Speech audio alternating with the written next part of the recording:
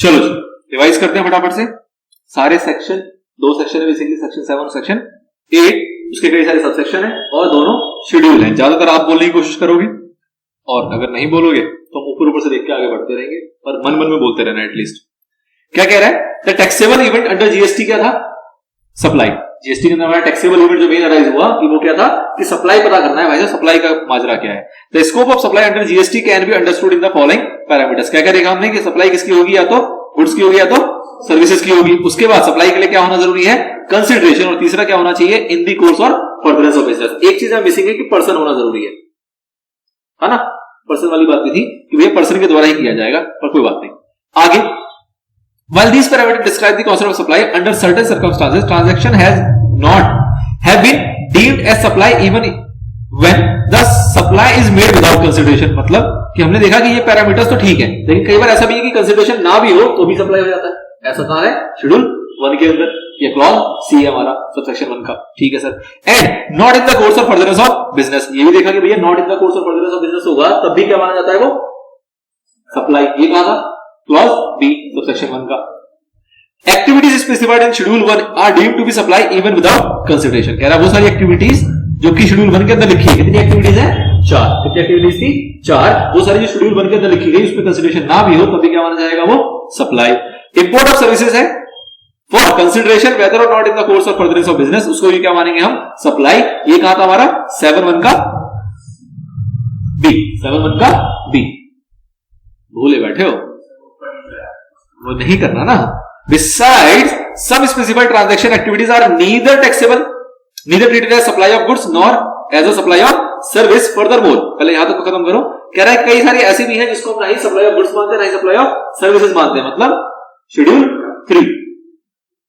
3 ना ही supply of goods मानते हैं ना ही सप्लाई ऑफ सर्विस मानते हैं। शेड्यूल 1 तो कंसिडरेशन वाला है कि बिना कंसिडरेशन के भी सप्लाई मानेंगे।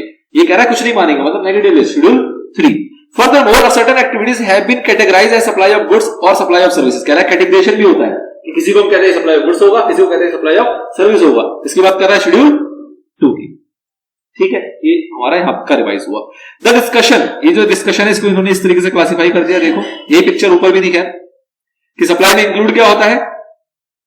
जब वो कंसिडरेशन या फिर इन the course of furtherance of business होता है। फिर उसके अंदर वो भी इंक्लूड होता है जब course of furtherance of business नहीं भी होता लेकिन इंपोर्ट हमने की होती है सर्विस और कंसिडरेशन, तो वो भी हमारा सप्लाई के अंदर इंक्लूड हो जाता है 7(1) बी।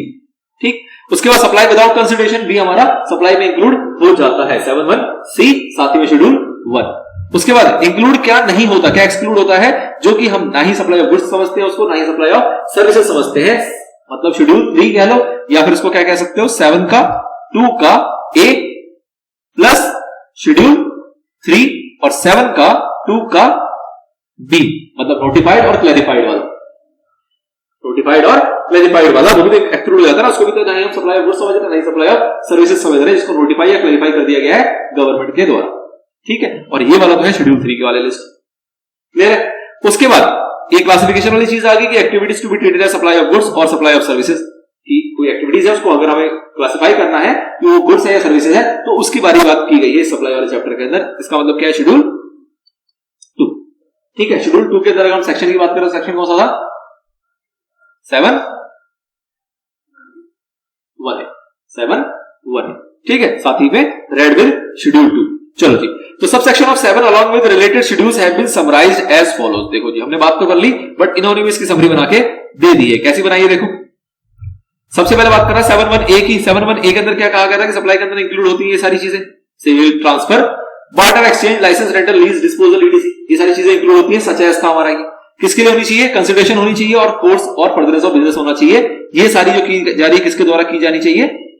पर्सन के द्वारा। तो भाई मोटी मोटी दो बातें आई, कंसिडरेशन इंपॉर्टेंट है और इन the course of furtherance of business important है। फिर हमने देखा 7(1) बी। 7(1) बी में क्या देखा कि भैया फर्दरेंस ऑफ बिजनेस हो चाहे ना हो, अगर इंपोर्ट ऑफ सर्विसेज है, इंपोर्टेशन ऑफ सर्विसेज है तो फर्दरेंस हो तो अच्छा, ना हो तो भी कोई दिक्कत नहीं, तब भी वो क्या माना जाएगा? आपका सप्लाई माना जाएगा। Only in the case of importation of service और कंसिडरेशन आपने पे किया हुआ है। फिर आया 7(1) सी, जहां पर हमने बात की कि बिना कंसिडरेशन के भी इन एक्टिविटीज को आप क्या मानोगे?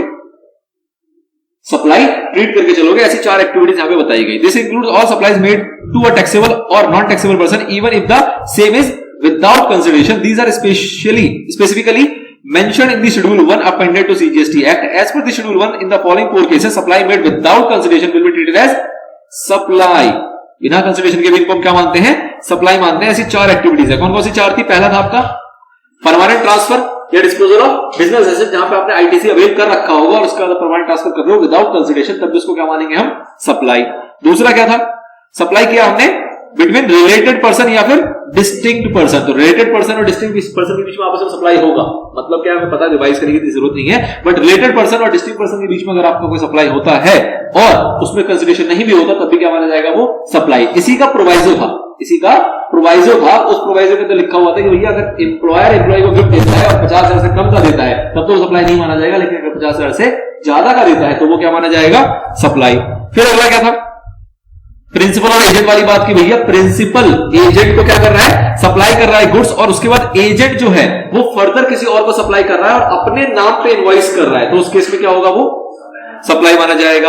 या फिर एजेंट जो है वो रिसीव कर रहा है किसी और सप्लायर से गुड्स अपने नाम पे इनवॉइस बनवा के और आगे फिर वो प्रिंसिपल को भेज देता है, तो उस केस में भी वो क्या माना जाएगा? आपका सप्लाई माना जाएगा। मेन जो इसके अंदर की टर्म था वो ये था कि इनवॉइसिंग एजेंट के नाम पे होनी चाहिए। अगर इनवॉइसिंग लेते वक्त या देते वक्त किसी भी तरीके में एजेंट के नाम पे होगी, एजेंट अपने बिहाफ पे इनवॉइसिंग करा रहा होगा, तो वो सप्लाई मानी जाएगी, जो भी ट्रांजैक्शन होगा प्रिंसिपल और एजेंट के बीच में। ठीक, लास्ट था इसके बाद इंपोर्टेशन ऑफ सर्विसेज, कि आपने इंपोर्ट किया सर्विसेज, लेकिन इसके अंदर की एलिमेंट क्या है कि कंसिडरेशन नहीं होना चाहिए, फर्दरेंस के लिए होना चाहिए। ऊपर क्या था इंपोर्टेशन का कि वहां पे फर्दरेंस हो चाहे ना हो कोई फर्क नहीं पड़ता। इसके अंदर क्या है कि फर्दरेंस तो होना ही चाहिए और आपको यहाँ पे कंसिडरेशन पे नहीं करना, और जो आपने इंपोर्ट किया सर्विस वो किससे किया हो? या तो रिलेटेड पर्सन से या तो डिस्टिंक्ट पर्सन से, तो आपका वो क्या माना जाएगा? सप्लाई। फिर हमने देखा था कंफ्यूजन अराइज हुई। कंफ्यूजन क्या अराइज हुई कि इंपोर्ट ऑफ सर्विस को लेकर 2 बातें आ गई। इंपोर्ट ऑफ सर्विस को लेके 2 बातें आई, उसी दोनों को यहां पे पिक्चराइज कर दिया गया बहुत अच्छे तरीके से। पहला इंपोर्ट ऑफ सर्विसेज जिसके अंदर कंसिडरेशन है, और दूसरा इंपोर्ट ऑफ सर्विस जहां पे कंसिडरेशन नहीं है। अब कह रहा है अगर कंसिडरेशन है तो उस केस में क्या देखना है कि इंपोर्ट ऑफ सर्विस भी है और कंसिडरेशन भी है, तो फर्दरेंस हो चाहे फर्दरेंस ना हो, सप्लाई तो हम मानेंगे उसको। ये पहला वाला रूल है हमारा कि इंपोर्ट किया हमने और उसके अंदर हमने कंसिडरेशन दिया है, तो फर्दरेंस हो चाहे ना हो वो हमारा सप्लाई माना जाएगा। ऐसा कौन कहता है? ऐसा 7(1)(b) कहता है। ऐसा कौन कहता है? 7(1)(b) कहता है कि कंसिडरेशन दिया है हमने, इंपोर्ट किया है सर्विस, फर्दरेंस के लिए हो चाहे ना हो वो हमारा क्या माना जाएगा? सप्लाई। उसके बाद आया कि भैया बिना कंसिडरेशन के केस में क्या होगा? तो बिना कंसिडरेशन के केस में तभी सप्लाई माना जाएगा जब आपने रिलेटेड डिस्टिंक्ट पर्सन से लिया हो सर्विस और फर्दरेंस के लिए वो होना चाहिए, तब वो क्या माना जाएगा? सप्लाई। अदरवाइज क्या होगा? सप्लाई नहीं माना जाएगा। ये वाली बात कहां लिखी है? इधर वाली बातें कहां लिखी है? 7(1)(c) के अंदर। 7(1)(c) का शेड्यूल 1 का पैरा 4। ठीक है, इस तरीके से आपको ये याद रखने हैं। आगे बढ़ो। फिर बातें आई शेड्यूल 2 की। शेड्यूल 2 किसके सेक्शन के साथ अपेंडेड है? 7(1)(a) के साथ। शेड्यूल 2 के अंदर किसकी बातें हो रही है? क्लासिफिकेशन की बात हो रही है कि भैया क्या है हमारा गुड्स और क्या है हमारा सर्विसेज। सप्लाई तो है लेकिन गुड्स है या सर्विसेज है। तो इसके अंदर कितनी बातें आपने देखी थी? कितने पॉइंट देखे थे आपने इसके अंदर? 7। कितने पॉइंट थे इसके अंदर हमारे? 7 पॉइंट। तो पहला आ रहा है ट्रांसफर। ट्रांसफर में आपने क्या देखा था कि भैया ट्रांसफर किया गुड्स का, चाहे अभी चाहे फ्यूचर डेट पे, चाहे अभी चाहे फ्यूचर डेट पे, वो क्या माना जाएगा? आपका सप्लाई ऑफ गुड्स। और अगर आपने गुड्स का टाइटल ट्रांसफर नहीं किया है उस केस में आपने बल्कि उसको राइट दिया है सिर्फ उसको यूज करने का, तो उस केस में क्या माना जाएगा? वो आपका supply of service. Land and building में हमने देखा कि भैया लैंड का अगर लीज है, टेनेंसी है, ईजमेंट है, लाइसेंस है, कोई भी ऐसा है, तो उस केस में क्या माना जाएगा? Supply of service. और यही चीज आपने देखा बिल्डिंग के केस में भी कि बिल्डिंग को अगर आपने लेट आउट किया, मतलब रेंट पे दिया एक तरीके से, तो वो भी आपका क्या माना जाएगा? सर्विस। चाहे वो आपका किसी भी पर्पस के लिए, including commercial, industrial, residential complex for business और business, residential complex for business. ध्यान देना, ये रेजिडेंस कॉम्प्लेक्स फॉर रेजिडेंस नहीं है, वो तो एक्सक्लूड है, हमने ऊपर पढ़ा है कि अगर रेजिडेंशियल कॉम्प्लेक्स दिया होगा रहने के लिए तो वो आपका सर्विस टैक्स में नहीं आता, वो तो एग्जेम्प्ट है, वो आपका सर्विस टैक्स का सॉरी वो जीएसटी में कवर नहीं होता, वो तो आपका एग्जेम्प्ट होता है अगर हम रहने के लिए किसी को रेंट आउट करते हैं। तो ये क्या कह रहा है कि रेजिडेंशियल कॉम्प्लेक्स है, उसको आपने रेंट आउट किया लेकिन बिजनेस के लिए किया। रेजिडेंशियल कॉम्प्लेक्स में वो इंसान को रह नहीं रहा, रेजिडेंस के लिए उसको यूज नहीं कर रहा, उसको बिजनेस करने के लिए उसको यूज कर रहा है, तो वो आपका सप्लाई ऑफ सर्विस माना जाता है। ठीक है सर। फिर हमने देखा था ट्रीटमेंट प्रोसेस। ट्रीटमेंट प्रोसेस में हमारा एग्जांपल क्या था? कढ़ाई का, डाइंग का, कि किसी और का कपड़ा है हमारे पास आया, हमने उसको डाइंग करके उसको वापस कर दिया, तो उसके इसमें हमने क्या देखा था कि ये क्या है? Supply of service. उसके बाद देखा था हमने ट्रांसफर ऑफ बिजनेस एसेट, उसमें हमने देखा था क्या कि अगर हमने अपने बिजनेस एसेट को परमानेंट डिस्पोज ऑफ कर दिया, परमानेंट डिस्पोज ऑफ कर दिया, तो उस केस में क्या माना जाएगा, वो सप्लाई ऑफ गुड्स। अगर हमने उसको परमानेंट डिस्पोज ऑफ नहीं किया, किसी को यूज करने के लिए दिया है, प्राइवेट यूज के लिए, और वो यूज करने के बाद हमें वापस कर जाएगा, तो वो क्या था हमारा सप्लाई ऑफ सर्विस। और तीसरा देखा था कि अगर हमारा बिजनेस क्लोज हो रहा है, बिजनेस हम बंद कर रहे हैं, तो उसके इसमें क्या माना जाएगा, जितना भी स्टॉक पड़ा हुआ होगा वो क्या माना जाएगा, सप्लाई ऑफ गुड्स। लेकिन एक्सेप्शन थी क्या कि अगर हमने बिजनेस को बंद नहीं किया, हमने उसको ट्रांसफर कर दिया किसी और को on the basis of going concern, on the basis of going concern, तो उस केस में वो हमारा कुछ नहीं होगा, वहां पे वो एक्सेप्शन है। और अगला था हमारा कि अगर हमने दे दिया किसी लीगल रिप्रेजेंटेटिव को, अपना किसी पर्सनल रिप्रेजेंटेटिव को अगर हमने दे दिया अपना बिजनेस और उसको कहा कि वो चलाएगा, बाप ने दे दिया अपने बेटे को कि भैया ये बिजनेस को आगे चलाएगा, मैं नहीं चलाऊंगा, ये अपने नाम से इसको लेके चलेगा, तो उस केस में भी हमारा वो एक्सेप्शन में कवर हो जाएगा, सप्लाई की बात नहीं होगी।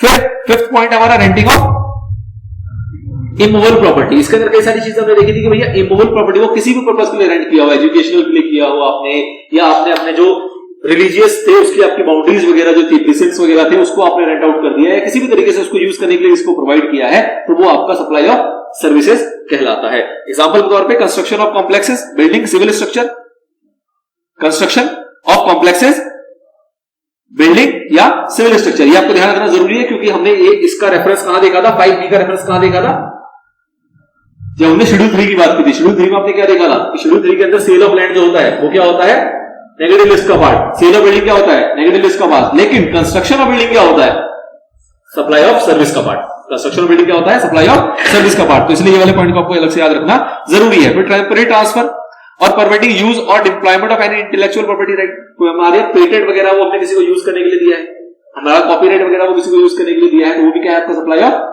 Services. Development, designing, programming, customisation, adaption, upgradation, enhancement, implementation of IT software, कोई आपने अपने सॉफ्टवेयर अपने हिसाब से कस्टमाइज करके बनवाया है या बना हुआ सॉफ्टवेयर को इंप्रूव करवाया है या उस सॉफ्टवेयर में किसी भी तरीके का कोई काम करवाया है, तो वो भी क्या माना जाएगा आपका सप्लाई ऑफ सर्विसेज। उसके बाद agreeing to obligation to refrain from an act or to tolerate an act or situation to do or to do an act.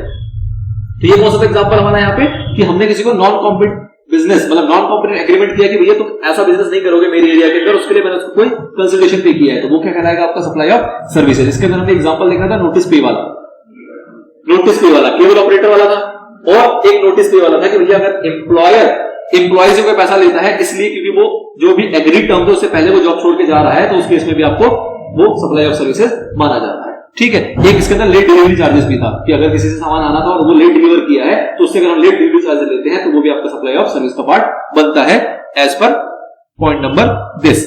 Now transfer of right to use any goods for any other purpose, ये अलग चीज था कि हमने कोई अपनी machinery वगैरह rent पे दे दी, तो ये मतलब बचा कुचा क्लॉज है जिसके अंदर कह रहा है कि कोई भी गुड्स किसी भी पर्पस के लिए आपने किसी को ट्रांसफर किया है, मतलब उसका राइट ट्रांसफर किया मतलब यूज करने के लिए किसी को किया है, तो वो भी आपका सप्लाई ऑफ सर्विस कहलाता है। ठीक है ना। नाउ उसके बाद हमारे दो कंपोजिट सप्लाई, जिसको कहा गया कि ये दोनों कंपोजिट सप्लाई जो होंगे ये भी क्या होंगे आपके सप्लाई ऑफ सर्विस, जिसके अंदर एक बात हो रही थी वर्क कॉन्ट्रैक्ट की, दूसरी बात हो रही थी रेस्टोरेंट की। ठीक, आगे अगला 7th पॉइंट था लास्ट वाला, इसके अंदर हमने एग्जांपल देखा था कि आरडब्ल्यूए ने किसी अपने मेंबर को क्या दिया, एयर कंडीशनर दिया कंसेशनल रेट के ऊपर या फिर डेफर्ड पेमेंट की फैसिलिटी के साथ, तो उसको हम क्या मानते हैं, सप्लाई ऑफ गुड्स मानते हैं, सप्लाई ऑफ सर्विसेज नहीं मानते, तो उसको हम क्या कह रहे हैं, अनइनकॉर्पोरेटेड एसोसिएशन, जिसका एग्जांपल हो गया आपका आरडब्ल्यूए। क्लियर। नाउ अगला आया आपका शेड्यूल 3, जो कि हम इसके साथ पढ़ेंगे सेक्शन 7 सबसेक्शन 2 क्लॉज ए के साथ। शेड्यूल 3 के अंदर कितनी बातें बताई गई थी, कुल 6 बातें थी। 6 बातें कौन कौन सी, पहला आ रहा है जहां पे हम एम्प्लॉयर एम्प्लॉय की बात करते हैं कि भैया अगर in the course of employment या in relation to employment employee ने कोई सर्विस दी अपने एम्प्लॉयर को, तो वो आपका नेगेटिव लिस्ट का पार्ट बनता है पहला। दूसरा था कोर्ट ट्राइब्यूनल की जो सर्विसेज होती है वो भी नेगेटिव लिस्ट का पार्ट बनता है। तीसरा था कि जो फंक्शंस वगैरह प्रोवाइड किए जाते हैं, परफॉर्म किए जाते हैं किसके द्वारा, एमपीज वगैरह थे। इसके अंदर कई सारी बातें हैं, मेंबर ऑफ पार्लियामेंट है, मेंबर ऑफ स्टेट लेजिस्लेशन है, मेंबर ऑफ लोकल अथॉरिटी है, इस टाइप के लोगों के द्वारा जो भी फंक्शन परफॉर्म किया जाता है, तो इन सर्विसेज को भी क्या लेते हैं नेगेटिव लिस्ट के अंदर। उसके हमने देखा था कि जो कुछ ऐसे लोग हैं जो एक अच्छी पोजीशन होल्ड करके बैठे हैं एज पर दी कॉन्स्टिट्यूशन, जैसे कि हमारे प्रेसिडेंट, प्राइम मिनिस्टर, इस टाइप के लोग, chief justice of India, vice president, इस टाइप के लोग, तो वो लोग जो सर्विसेज प्रोवाइड कर रहे हैं वो भी आपका क्या होता है, नेगेटिव लिस्ट का पार्ट। और तीसरा हमने देखा था क्या कि कोई भी कंपनी या कोई भी ऐसी एस्टेब्लिशमेंट स्टैब्लिश की गई है सेंट्रल गवर्नमेंट या स्टेट गवर्नमेंट या लोकल अथॉरिटी के द्वारा, और उसके अंदर किसी व्यक्ति को क्या बनाया गया है, चेयरपर्सन, मेंबर या फिर डायरेक्टर, तो वो व्यक्ति जो होगा वो भी जो सर्विसेज दे रहा होगा वो आपका क्या होगा, नेगेटिव लिस्ट के सी क्लॉज के अंदर यहाँ पे कवर हो जाएगा। आगे फिर बात देखिए हमने फ्यूनरल या फिर इस टाइप के रिलेटेड की जो सर्विसेज होती है, इसके ट्रांसपोर्टेशन, जो डिसीज पर्सन होगा उसके ट्रांसपोर्टेशन की भी अगर कोई सर्विस प्रोवाइड की जा रही है तो वो भी आपका नेगेटिव लिस्ट का पार्ट है। अगला है आपका सेल ऑफ लैंड और सेल ऑफ बिल्डिंग, ये भी आपका नेगेटिव लिस्ट का पार्ट होता है। इसके अंदर हमने क्या छोड़ा हुआ है, 5B वाला, जो ऊपर 5B हमने देखा है शेड्यूल 2 का, उसको छोड़ते हुए, क्योंकि वो कंस्ट्रक्शन एक्टिविटी है, वो सेल ऑफ लैंड या सेल ऑफ बिल्डिंग नहीं है। और अगला लास्ट था आपका एक्शनेबल क्लेम, जिसके अंदर बात की गई थी other than lottery batting and gambling. इसका मतलब ये था कि लॉटरी बैटिंग और गैम्बलिंग के अंदर आपका सप्लाई ऑफ सर्विस माना जाता है और वो टैक्सेबल होता है, लेकिन एक्शनेबल क्लेम जो था वो सिर्फ टैक्सेबल आपका नहीं होता है। एक्शनेबल क्लेम का बेसिकली मतलब क्या है, अनसिक्योर्ड डेट, अनसिक्योर्ड डेट, ठीक है, लोन नहीं बोलोगे, डेट। उसके अंदर काफी सारी चीजें थी, अनसिक्योर्ड लोन भी कवर हो रहा था, बीआर वगैरह कवर हो रहा था आपका, इस टाइप की फिक्स्ड डिपॉजिट रिसिप्ट वगैरह कवर होते हैं। मतलब कोई भी पैसा जो आपको इसी से लेना है, right to recover, right to recover है और वो अनसिक्योर्ड नेचर का होना चाहिए, तो वो चीज आपकी यहां पे आ गई थी। क्लियर? नाउ डायग्राम देखो, बड़े अच्छे तरीके से डायग्राम बताया गया और डायग्राम की हेडिंग क्या है, कह रहा था diagram on the next page summarise the steps to determine whether an activity undertakes is supply or not. मतलब ये एक्टिविटी सप्लाई मानी जाएगी नहीं मानी जाएगी, तो ये पिक्चर को मैं कई बार ऊपर नीचे करूंगा, कोई बात नहीं। देखो, is the activity of supply including supply of good service such as sale, transfer, barter, this, ठीक है। तो कह रहा है अगर ये कोई एक्टिविटी जिसके अंदर ये सारी चीजें इंक्लूड हो रही है, क्या हो रही है या नहीं हो रही है, सवाल ये है। अगर नहीं हो रही तो क्या वो सप्लाई है? नहीं। क्या वो सप्लाई होगा? नहीं होगा, तो वो चला गया राइट की तरफ। हाँ जी हो रही है, तो क्या उसमें कंसिडरेशन है? अगर आप कहते हो नहीं, तो आप क्या बोलोगे, कंसिडरेशन नहीं है, तो हो सकता है शेड्यूल 1 वाली बात हो, क्योंकि कंसिडरेशन नहीं भी होता तो भी शेड्यूल 1 के अंदर उसको सप्लाई बना देते हैं। तो अगला सवाल आएगा, जैसे बोलेगा कंसिडरेशन नहीं है, जैसे इसने बोला कि कंसिडरेशन नहीं है, तो आपका अगला सवाल क्या आया, क्या शेड्यूल 1 के अंदर लिखा हुआ है? आप कहते हो नहीं, शेड्यूल 1 के अंदर भी नहीं लिखा, तो ये क्या हो जाएगा, सप्लाई नहीं हो जाएगा। शेड्यूल 1 के अंदर लिखा है तो फिर बात आगे बढ़ेगी, वो देखेंगे। आगे बढ़ो, फिर जहां आपने कहा कि कंसिडरेशन है, तो फिर अगला पॉइंट क्या आएगा, क्या फर्दरेंस ऑफ बिजनेस के लिए है? आप कहोगे नहीं, नहीं है, तो फिर एक पॉइंट इसका एक्सेप्शन था, वो क्या था आपका, इंपोर्ट ऑफ सर्विस। क्या ये इंपोर्ट ऑफ सर्विस है? आपने कहा नहीं, अगर नहीं कहा तो ये भी चुपके के रास्ते से कहां चला जाएगा, नॉट सप्लाई के पास। कहां चला जाएगा, नॉन सप्लाई के पास। अगर आपने कहा हाँ, तो फिर बात आगे बढ़ेगी। आगे कैसे बढ़ेगी, तो देखो अब शेड्यूल 1 वाला कंटिन्यू करते हैं। शेड्यूल 1 था, उसके अंदर अगर यस कहा जाएगा तो आपको क्या सवाल आएगा कि भैया क्या ये फर्दरेंस ऑफ बिजनेस के लिए है? क्योंकि शेड्यूल 1 के जो पॉइंट थे वो फर्दरेंस ऑफ बिजनेस के लिए होने चाहिए, कंसिडरेशन ना हो चलेगा, लेकिन फर्दरेंस ऑफ बिजनेस होना चाहिए। तो अगर आपने कहा नहीं, तो ये भी क्या चला जाएगा, नॉन सप्लाई की तरफ। आपने कहा हाँ, तो ये आएगा सप्लाई की तरफ। अब ये तीन चीजें सप्लाई की तरफ आई। पहला कौन सा, कंसिडरेशन नहीं है लेकिन शेड्यूल 1 के अंदर है और फर्दरेंस के लिए है, वो आ गया। दूसरा, कंसिडरेशन भी है, फर्दरेंस के लिए भी है, तो वो भी आ जाएगा। कंसिडरेशन के लिए है, फर्दरेंस के लिए नहीं है, लेकिन इंपोर्टेशन ऑफ सर्विस वाला है, तो वो भी आ जाएगा। ये सारी चीजें, तीनों चीजें मुड़ के यहां पे आ गई। अब जब यहां पे आ गई तो उसके बाद क्या देखा जाएगा, क्या ये बात जो घूम फिर के आई है, क्या ये शेड्यूल 3 के अंदर लिखी हुई है? क्या ये शेड्यूल 3 के अंदर लिखी हुई है? क्योंकि शेड्यूल 3 के अंदर ऐसी 6 बातें हैं जिसको हम क्या कह रहे हैं कि ना ये सप्लाई ऑफ गुड्स होगा, ना ही सप्लाई ऑफ सर्विस होगा। अगर लिखी हुई है, अगर लिखी हुई है तो ये भी क्या हो जाएगा, नॉन सप्लाई। और अगर नहीं लिखी हुई तब जाके एक्टिविटी क्या बन जाएगी आपकी, सप्लाई। तभी एक्टिविटी क्या बन जाएगी, सप्लाई। ठीक है, आगे बढ़ो। ये बस एक रिवीजन पॉइंट ऑफ व्यू बनाया हुआ था, ऐसा कुछ खास इसका इंपॉर्टेंस है नहीं। अगला नेक्स्ट और लास्ट पॉइंट आता है कंपोजिट और मिक्स सप्लाई के ऊपर, जिसके अंदर आपने देखा था कि मोबाइल के साथ जो उसकी बैटरी होती है वो किसका एग्जांपल है आपका, कंपोजिट सप्लाई का। और बंडल ऑफ सर्विसेज आपको मिक्स करके दिए जाते हैं, जैसे कि कुछ ड्राई फ्रूट टाइप के आपको एक कॉम्बो बनाया गया है, वो किसका एग्जांपल था आपका, मिक्स सप्लाई का। मोटे मोटे यहाँ पे पॉइंट लिखे गए हैं जो इसका मेन डिफरेंस है। और ये सवाल आपको as a difference point of view में पूछा जा सकता है एग्जाम के अंदर कि दोनों के बीच का डिफरेंस बताओ, दोनों के बीच का डिफरेंस बताओ। तो क्या कह रहा है कंपोजिट सप्लाई के अंदर कि कंसिस्ट करता है 2 और मोर सप्लाईज, वो तो यहां पे भी था, कंसिस्ट 2 और मोर सप्लाईज, लेकिन यहां पे 2 और मोर सप्लाई के साथ क्या इंपॉर्टेंट है कि प्राइस सिंगल है। अच्छा, ये नेचुरली बंडल होता है, ये नेचुरली बंडल हमारा नहीं होता, जबरदस्ती इसकी बंडलिंग की जाती है, अलग से भी इसको बेचा जा सकता है। In the conjunction with each other, इनका आपस में एक दूसरे से लेना देना होता है, ठीक है, लेकिन ये क्या होते हैं, हमारे इंडिपेंडेंट होते हैं और ये अलग से भी बेचे जा सकते हैं। One of which is principal supply, इसके अंदर कॉन्सेप्ट आता है प्रिंसिपल सप्लाई का, इसके अंदर ऐसा कोई कॉन्सेप्ट है ही नहीं, इसके अंदर ऐसा कोई कॉन्सेप्ट है ही नहीं। टैक्स लायबिलिटी जो होता है उसमें क्या किसके रेट लेते हैं, जो प्रिंसिपल सप्लाई होता है उसका रेट लेते हैं, लेकिन यहां पे क्या होता है कि यहां पे जो हाईएस्ट रेट ऑफ टैक्स का आइटम होगा उसका रेट दिया जाता है टैक्स लायबिलिटी कैलकुलेट करने के लिए। एग्जांपल के तौर पे क्या है, charger supplied along with mobile phone, और यहां का एग्जांपल क्या होगा, जो भी गिफ्ट पैक वगैरह बनाए जाते हैं जिसके अंदर चॉकलेट्स, कैरेटेड ड्रिंक्स, कोल्ड ड्रिंक्स वगैरह टाइप की चीजें का एक कॉम्बो क्रिएट किया जाता है। रिसेंट में पढ़ा है, कुछ खास ऐसी बातें नहीं थी, मोटा मोटा एक बार रिवाइज हो गया, यही पूरी बातें थी इस पूरे चैप्टर की। ये इसलिए जरूरी है क्योंकि एट द एंड अगर आप ये वाली बातें सुन लोगे एक बार ना, तो पूरा चैप्टर मोटा मोटा आपके रिवीजन में आ जाएगा। पूरे चैप्टर पढ़ने में हो सकता है 3-4 घंटे लगे, ज्यादा लगे होंगे, मेरे ख्याल से 7-8 घंटे लगे होंगे, और ये रिवीजन आपको मोटा मोटा कितना आधे घंटे में हाफ के अप्रॉक्स में हो गया। लेकिन इसके तरफ में एग्जांपल्स नहीं देखे, तो इसलिए वो पढ़ना एक अपनी इंपॉर्टेंस है, रिवीजन पॉइंट ऑफ व्यू से ये भी एक जरूरी एरिया है। ठीक है, चलिए देखो, अब कुल मिला के हमारा ये चैप्टर कंप्लीट होता है। टेस्ट योर नॉलेज के अंदर कुछ सवाल लिखे गए हैं, इन सवालों को एक बार पढ़ के आओगे, पीछे से जो इसके जवाब है उससे इसको रिलेट करके आओगे। पीछे से मतलब जो ऊपर प्रोविजन पड़े उससे एक माइंड में फ्रेम क्रिएट करोगे कि इसका आंसर क्या होना चाहिए। उसके बाद नीचे आंसर लिखे हुए हैं उसको भी एक बार रिलेट कर लोगे कि जो आप सोच रहे हो और जो आंसर उसका हो रहा है वो दोनों मैच कर रहा है या नहीं कर रहा। और अगली क्लास के अंदर उसको हम डिस्कस भी एक बार करेंगे, जितने भी सवाल यहाँ पे दिए गए। ठीक है, आज के लिए इतना ही, बहुत ज्यादा है। मिलते हैं नेक्स्ट क्लास में।